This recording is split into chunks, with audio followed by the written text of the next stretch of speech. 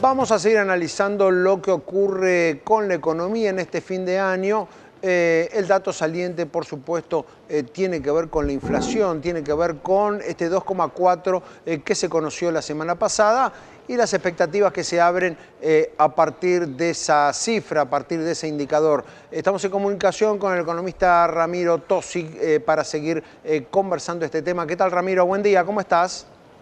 Hola, buen día Fernando, buen día Mariano. Bueno, como dijiste vos, ¿no? La noticia de la semana, sin lugar a dudas, este dato, si querés, que sorprendió a los más optimistas, yo creo que al propio gobierno, porque si vos mirabas el lunes que conocimos el dato de Cava, que había sido 3,2%, igual que el mes anterior, y mirábamos el REM, que había salido la semana pasada del Banco Central, y el rango estaba entre un 2,7, 2,8. El 2,4, digamos, fue un dato bastante más bajo que cuando lo miramos con un poquito más de lupa, empezamos a ver, si querés, factores muy excepcionales que explican la sorpresa del dato, ¿no? Por un lado, lo que es la evolución del rubro que más peso tiene en el IPC, que es alimentos y bebidas no alcohólicas, que pesa casi el 30 por un poquito más un poquito menos del 30%, subió apenas 0,9%. Ese, para que te des una idea, es el valor más bajo para un mes desde julio del Ujú, 2020. O sea, desde la claro. época de la pandemia tenemos que ir a un dato tan bajo como ese. Y el otro dato, si quieres, bastante extraño en cuanto a lo que no a la tendencia histórica es lo que se llaman los precios estacionales, ¿no? Que es una categoría que Ujú. agrupa varios tipos de bienes que en general, ¿no?, suben o bajan de precio según la estación del año. Ese rubro, que representa un poquito más del 15%, dio deflación, o sea, dio negativo, que ahí sí tenés que irte hasta Ujú. febrero del 2018 para Claro. encontrar un mes donde ese tipo de bienes haya, Ujú. digamos, caído de precio, ¿no? Claro, Entonces, esa deflación, Ramiro, igual hay que leerla como Caída de consumo. la compensación, por un lado, baja de algunos consumos y por el otro lado también la compensación frente a algunos aumentos excesivos en otro momento, ¿no? En algún momento del año. no, seguramente, digamos, hubo una recomposición de márgenes con los cambios de temporada. Bueno, habrán, Ujú. digamos, ajustado a la baja algunos precios, más si querés algo que te puede haber ayudado en el margen, que es la baja del impuesto país, y como decía Mariano, bueno, un consumo que todavía no termina, digamos, de arrancar Ujú. a nivel global, y entonces todo eso te configura, digamos, ese cambio. Si miramos ya lo que es este mes, diciembre, bueno, ahí te diría que deberíamos estar en el número que se esperaba para noviembre. O sea, si vos mirás ya lo que sabemos, lo que ya conocemos ahora, que son los aumentos que ya se dispusieron de regulados, que es gas, electricidad y combustibles a principio de mes, a eso le sumás los estacionales, que esta vez sí te, digamos, te van a jugar positivamente, básicamente indumentaria, turismo, etcétera. Eso, digamos, te configura un IPC que en el mejor escenario va a estar por debajo del 3% y alrededor del 2,7, 2,8%. Por eso esta idea que tanto circuló de, ¿no?, disminuir el ritmo del crawl cambiario, bueno, es una idea que aparentemente, digamos, no tendría correlato, si querés, con la realidad, por lo menos hasta febrero o Ujú. marzo, donde puedas estar más cerca del 2% al menos 2 meses seguidos. ¿Ves difícil que en enero ya disminuzcan el crawl, aunque sea a 1,5 y que siga y que haya otro recorte en la tasa de interés?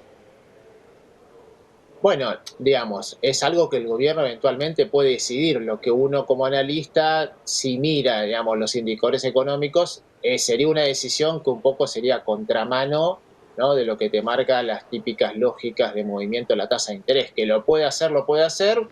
Eso quizás por ahí sorprendería al mercado y habría que ver si, digamos, eso no tiene por ahí algún efecto sobre el nivel de la brecha cambiaria, que como sabemos está en niveles mínimos, con lo cual tomar un poco más de riesgo en ese sentido para el gobierno no es un riesgo costoso, porque estamos en la brecha más baja desde el 2019, o sea que se despierte un poco la brecha a niveles del 10-15% no le debería traer complicaciones tampoco al frente inflacionario. Y te diría que la baja de tasas tampoco digamos, veo que tenga un estímulo muy decisivo, ni en el consumo ni como herramienta antiinflacionaria, ¿no? Porque ahora lo que es el viejo stock de los pasivos remunerados del Banco Central no es un tema de preocupación, con lo cual una baja de tasas, digamos, con una baja del crawl, bueno, sería, digamos, una decisión un poco extraña dada la evolución, digamos, reciente de las variables, ¿no? Ujú. Bien, allí también hay que ver cómo empieza a jugar el tema de la perspectiva de salida del cepo. ¿Por qué digo perspectiva? ¿No? Porque al mismo tiempo,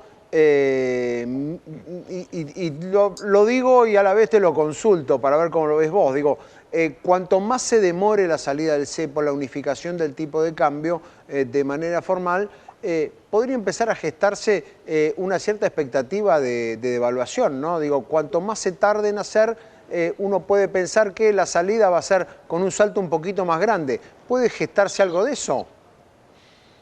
Bueno, eso, digamos, Fernando, es justamente lo más difícil, que es elegir, digamos, la secuencia y el timing óptimo para hacer una salida del cepo, que te diría, el gobierno debería pensar en una salida gradual, ¿no? E ir haciendo pequeños ensayos donde va haciendo Claro. liberalizaciones y en todo caso va aumentando el volumen de acceso al mercado cambiario, ¿no? Digamos, desarmarlo de un día para el otro, porque ya sabemos que el Banco Central está en una situación de reservas bastante endeble, todavía las reservas son negativas, casi 7.000 millones de dólares, con lo cual uno, digamos, quisiera que el gobierno al menos muestre una hoja de ruta y diga, bueno, este es el camino, vamos a empezar a transitarlo, porque si no, como decís vos, queda, digamos, ahí en la nebulosa, y lo que uno mira Y es esa que nebulosa en algún momento puede generar alguna incertidumbre y alguien dice, bueno, estamos a la espera de una devaluación.